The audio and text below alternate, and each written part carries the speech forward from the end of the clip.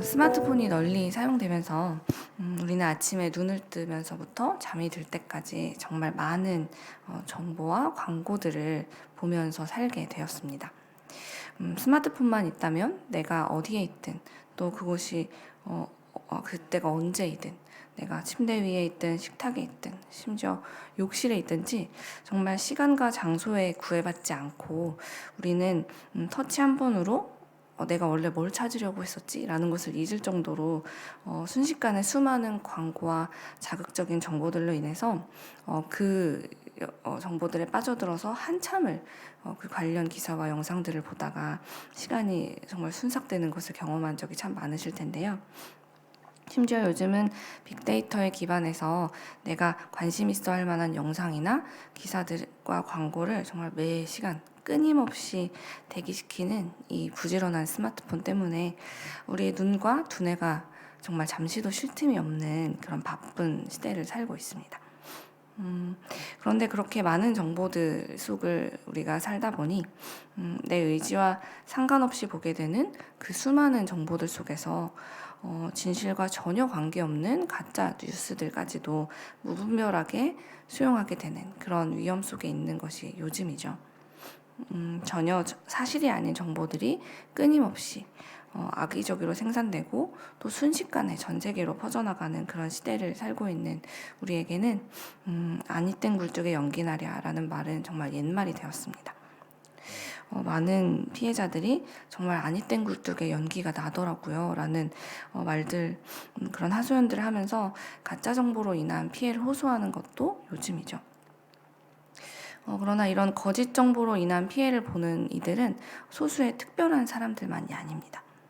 이 자리에 있는 평범해 보이는 우리들도 사실 이런 가짜 뉴스, 거짓 정보들로 인해서 누군가를 오해하기도 하고 또 위험에 대비하지 못하거나 중요한 것을 놓치는 그런 상황 속을 살고 있죠. 그래서 이런 지금의 형편들을 생각해 보고 있노라면 하루하루가 참 사는 게 무섭기도 하고 또 억울하기도 하고 두려움이 점점 커지는 세상이라는 것을 더 부쩍 느끼게 됩니다. 그래서일까요? 오늘 말씀을 묵상하면서 이렇게 진짜와 가짜 뉴스들이 가득한 시대를 사느라 피곤한 우리들에게는 그 어느 때보다도 우리 하나님을 가까이 하는 것, 주님과 동행하는 것이 참으로 절실하다라는 생각이 들었습니다. 왜냐하면 죄와 선을 분별하는 눈, 진짜와 가짜를 분별하는 눈은 우리 지혜의 근원이신 하나님께로부터 비롯되기 때문입니다. 오늘 우리가 읽었던 말씀들을 살펴보면 1절 말씀을 잠깐 쉬운 성경으로 제가 읽어드릴게요. 1절 말씀입니다.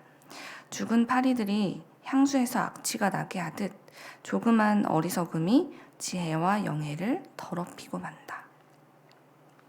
아무리 비싸고 귀한 향수라도 파리가 그 안에 빠져 죽으면 정말 그 별거 아닌 듯 보이는 그 작디 작은 미물의 영향으로 인해서 악취가 나서 쓸모가 없어지는 것처럼 안타깝게도 어리석은 사람, 그 사람은 자기 스스로뿐 아니라 그와 함께 살아가는 이들에게까지 이렇게 좋지 않은 영향을 끼치게 된다는 이야기를 전도서의 저자는 오늘 1절부터 이야기하고 있습니다. 그도 그럴 것이 사람은 평소에 가지고 있는 생각대로 다른 사람들을 바라보게 되고 또 평소에 가지고 있는 그의 가치관에 따라서 세상을 해석하게 마련입니다. 그래서 내가 전혀 의도하지 않았을지라도 별 생각 없이 내가 했던 사소한 말 한마디나 또 그 별 의미 없이 했던 행동 하나가 다른 사람의 마음에 깊은 상처를 주기도 하고 내가 예상치 못했던 부정적인 결과를 가져오게 되기도 하죠. 그래서 전도서의 저자는 사람들의 이러한 모습들을 보면서 3절에 이런 표현을 했어요. 어리석은 자는 길을 걸을 때에도 지혜가 모자라 자신의 우둔함을 모두에게 드러낸다. 어리석은 자들은 난 의도하지 않았어 라고 말하지만 길을 걸을 때조차도 그 우둔함이 드러나서 주변에 영향을 끼친다는 거예요. 그렇게 문제가 발생한 후에 뒤늦게 나는 그럴 의도는 아니었어. 그럴 생각은 아니었어 라고 말해봤자 이미 너무 늦었다는 거죠. 그러니 내게 주어진 이 한 번의 삶을 사는 동안 우리는 정말 최선을 다해서 무엇이 우매한 자의 길이고 무엇이 지혜자의 길인지를 분별하여서 옳은 선택을 해나가기 위해 노력해야만 합니다. 전도자는 이런 우리를 돕기 위해서 우매한 자들, 즉 어리석은 사람들이 어떤 일을 행하는지 오늘 본문에 참 많이 기록해 놓았는데요. 저는 2절 말씀을 여러분께 우리말 성경으로 읽어드릴게요. 지혜로운 사람의 마음은 바른 쪽으로 쏠리지만 어리석은 사람의 마음은 그릇된 쪽으로 치우친다. 우리는 바쁘다는 이유로 정말 정신없이 사는 날들이 많이 있는데요. 그렇게 살다 보면 자꾸만 우리가 바삐 사는 그 시간에 쫓겨서 그 사는 대로 생각하게 된다는 말을 우리가 종종 듣게 됩니다. 워낙에 피곤하고 정말 바쁘다 보니까 하나님 앞에서 내 삶이 어디를 향해 가고 있는지 생각해 볼 틈이 없으니 적당히 이 세상의 흐름에 따라 타협할 수밖에 없게 되죠. 다들 이렇게 사니까 나도 그 흐름에 편승해야 너무 뒤떨어지지 않겠지? 라고 여기게 될 수밖에 없어요. 그래서 그렇게 우리가 사는 대로 생각하는 날들이 많아지게 되고 그렇게 산 삶들이 내 인생이 되곤 합니다. 그러나 안타깝게도 죄로 가득한 이 세상에서 우리가 방향을 바로잡기 위해서 열심히 헤엄치지 않으면 우리 인생은 정말 강한 죄의 물결에 무조건 휩쓸려 갈 수밖에 없어요. 전도자가 2절에서 말한 그 어리석은 사람의 마음이 그릇된 쪽으로 치우칠 수밖에 없다라고 했던 이유는 이 세상이 뿌리에서부터 하나님과 멀어지는 방향을 향해 흐르고 있기 때문에 그 흐름에 나를 맡기고 살다 보면 세상이 흘러가는 대로, 세상이 움직이는 대로 생각하는 사람이 되고 만다는 것이죠.